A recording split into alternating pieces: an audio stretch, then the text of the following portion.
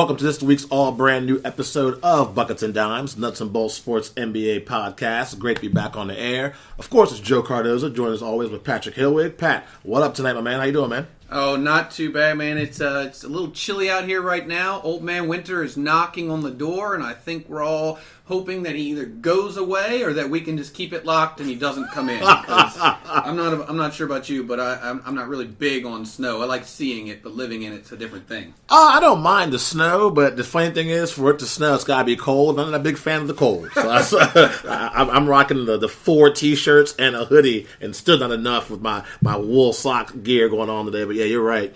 Anybody who thinks that global warming's not real, what was it, 55 degrees yesterday here in the Washington, D.C. area, and then today it's like 20? Mm-hmm. Craziness. But that has a lot to correlate with the NBA. A nice little transition there. Sometimes you're shooting hot, sometimes you're shooting cold, and the action in the NBA has definitely been hot here lately. A lot of good games coming on. Of course, every Wednesday the NBA blesses us. We got 10 games on tap tonight, including the Rockets against Milwaukee, which is going to be a great battle. See the Greek Freak against the Beard, James Harden. And we're going to talk about James Harden a lot. But as we do with every show, we're going to start off talking about our NBA power rankings, and Pat's going to kick it off this week with his top 10 teams, and I can argue with him why he's wrong. I usually think it's the other way around, but tonight I guess we can make an exception.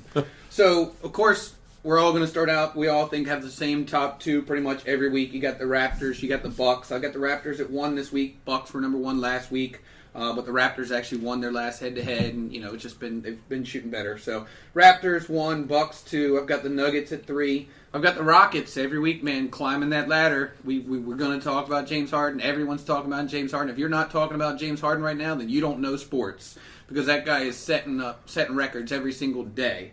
So we got the Rockets at 4. We got the Warriors coming in at 5. The Indiana Pacers coming in at 6.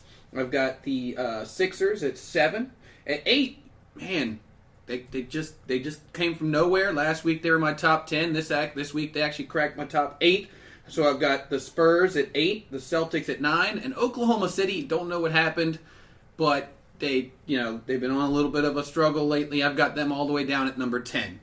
You know what's bad? When you were talking about Oklahoma City, I was going to be like, they lost to the Wizards, man. And I remember I'm a Wizards fan. I should be happy about that. But that just shows you how far the Washington Wizards have fallen, where teams losing to them is a bad thing. How times have changed. Well, my top 10, for anybody who listened to last week's show, a complete 360, I think. I mean, I blew it up and have a whole bunch of different teams, different places. So should be some good conversation. Number 1, I have the Denver Nuggets. Number 2, Toronto Raptors. I have the Bucks at 3. I have the Spurs at number 4. I have the Warriors at 5. Rockets at 6. The Pacers at number 7. I have OKC Thunder at number 8. Portland Trailblazers cracked my top 10, a return. They're number 9. And then the 10th team in my top 10, Philadelphia 76ers. So we definitely have a lot of differences there. I will say this. It's kind of hard not to jump on the direction that the Spurs and the Rockets are going right now. They just keep winning. So, you clearly see they just keep winning. Now, are they, some of the games are cake games, and then some of the games are the game like the Rockets had against Golden State, where it came down to the wire and you just basically got to witness history again.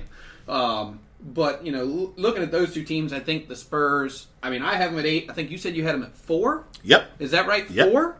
Number 4 team in the NBA for me, San Antonio Spurs, absolutely. And you know what? And I have no problem with that, because, like I said, when you look at them right now, they're one of the hottest teams in the league. Look, they're 8-2 in the last 10. They've won 5 in a row, so they're definitely hot right now. I still think that there's other, in my opinion, there's still a couple other teams that I think are obviously better than them. And the Sixers, man, they're up and down. When you got Joel Embiid, you got Simmons, Butler, they're coming together. Yeah, they kind of go in their little lulls, but they're one of those teams that with those 3 guys, they can beat just about anybody. Any of the good teams on any given night. And it's just it's funny to watch them play, because you will see them lose to like some sorry teams, and then turn around and then they play the Celtics, or they play the Raptors or something like that. They beat the Raptors a couple times earlier in the season, and it's just fun to watch them play. But I can't argue with you, but we're still a little off. Maybe next week we'll get a little bit closer to where we're on the same level. Well, that's what we want. We want the conversation, we want the debate. Believe me, when I wrote down Spurs 4 and stared at it for a while because I talk about it every show. I am the official vice president of the Golden State Warriors Haters Club. So that to push the Warriors to 5 and have the Spurs above them. But I just take a look at the level of basketball they're playing. And I mean, a guy who, in my opinion, is one of the DL candidates for MVP would be DeMar DeRozan. We're talking about a guy who's averaging almost 23 points a game, 6 rebounds, 6 assists, and I believe a steal per game. If they continue playing the way they're playing, you got to have DeMar DeRozan in that MVP conversation, and you match him up with LaMarcus Aldridge, who every day can roll out of bed and get you 10 and 10, along with some of the other pieces that they have in that team. San Antonio's performing at a high level, trust me. And the Pacers are kind of one of those teams where steady as she goes, man. If I had to pick a theme song for the Indiana Pacers, steady as she goes. They'll win 3 or 4 in a row. They'll lose a game here or there, win 4 or 5 in a row, lose a game here or there. Just had a really solid season so far early for Indiana. Oh, absolutely. I mean, we saw what happened. Victor Oladipo came back, and they went on a tear. I mean, we saw what he did last year in the playoffs. You know, he's one of those guys. He's a superstar. I don't care what anybody says. He's taken his game to the next step, and I love it. And I love to see a young guy like that doing it.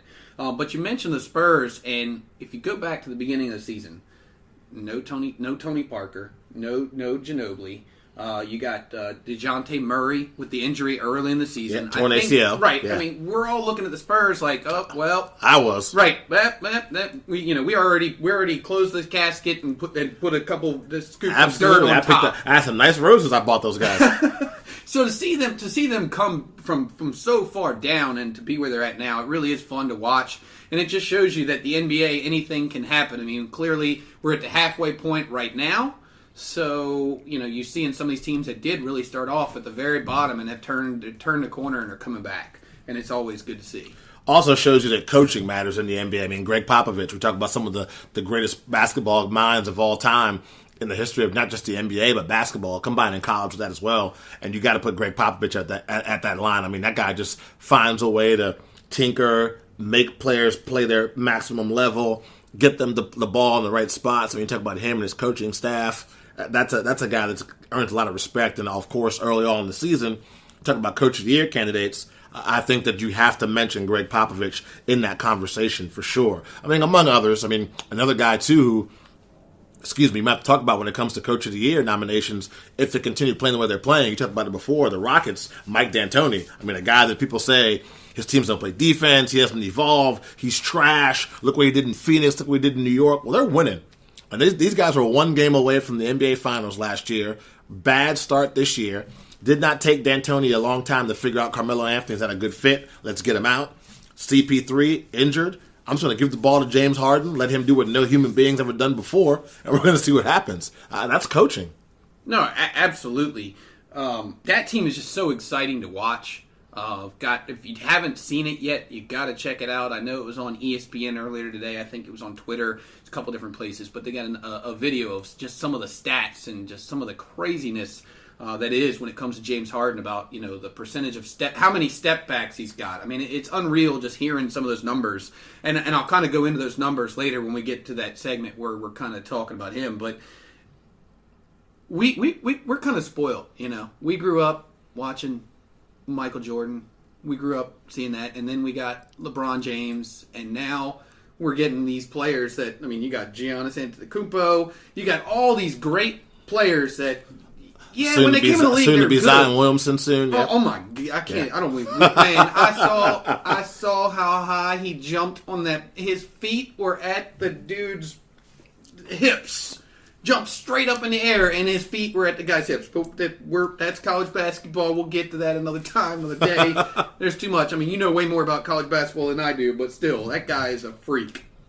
Yeah, absolutely. He's an athlete. He's a grown man, a grown man's body on a 17, 18-year-old kid. But yeah, like you said, neither here nor there. So yeah, the top 10 is definitely mine personally. A big shake up there. A lot of teams. I'm interested to see what teams like Philadelphia can do. I know Jimmy Butler's been kind of in and out of the lineup. And speaking of Philadelphia, kind of moving to our news and notes section, reports came out, of course, that They had a film session with the 76ers, a couple of comments from Jimmy Butler towards their coach, Brown.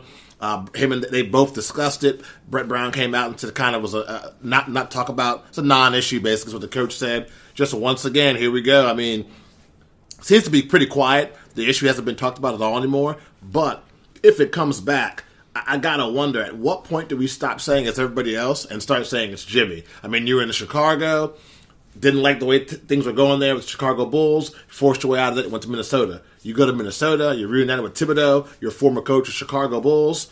Things don't end well there. You're in Philadelphia. Now rumblings of issues with this coach. I mean, it can't always be them, Jimmy. Looks like a duck, walks like a duck, quacks like a duck. It's probably a duck. I mean, literally, you hit the nail on the head with that, man. I mean, you can't be in three different cities, and each time there's some, something going on behind the scenes, and they're like, oh, it's a problem with the coaches, or it's a problem with his teammates. Of course, in Minnesota, you're talking about Andrew Wiggins. Guy had 40 points the other night. Guy jumped out of the gym the other night. I mean, the guy clearly is a great athlete. We've talked about him forever, about how, him, where he's at now, and how we think that, clearly he's much better than he should be. Or could be, excuse me. Yeah, he's inconsistent. Right, he's just super inconsistent. But I mean, he's an athlete. Let's just leave it at that. Can't deny that. So clearly with him and Karl Anthony Towns, a walking double-double. What was going on? I don't know. Okay, so Philadelphia, we thought great. Embiid, Simmons, JJ Redick, JJ Redick. And now we're having the same thing. Where do you call it? Where do you stop? How can you say, like you said? Where do you start saying, maybe it's him? Yeah. You have to. At this point, you have to. After going to 3 different cities, and each time there being an issue with either you and a coach or you and other teammates, you got to start looking in the mirror and pointing at yourself at some point.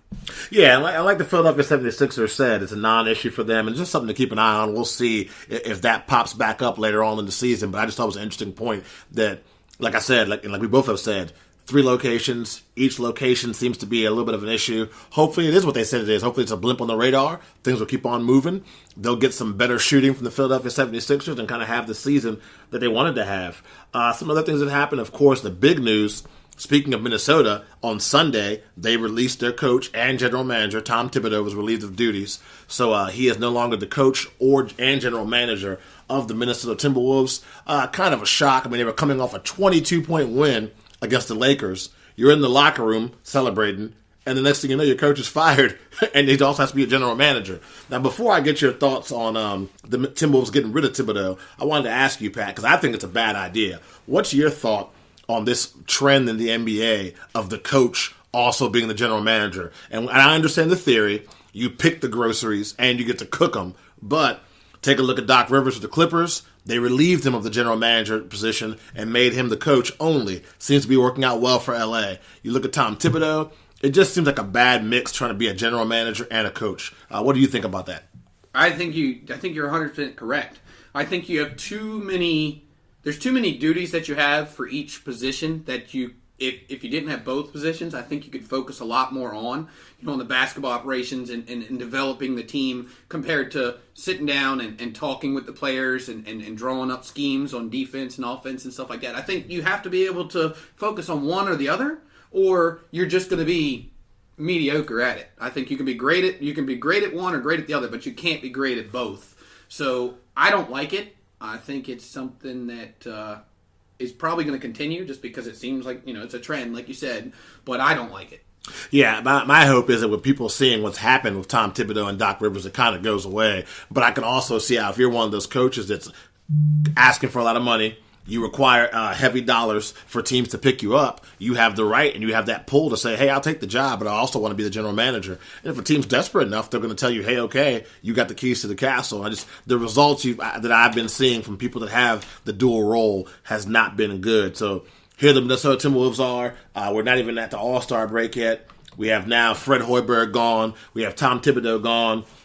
Big hopes in Minnesota at the beginning of the season come off the playoffs. I mean, right now they're 20-21.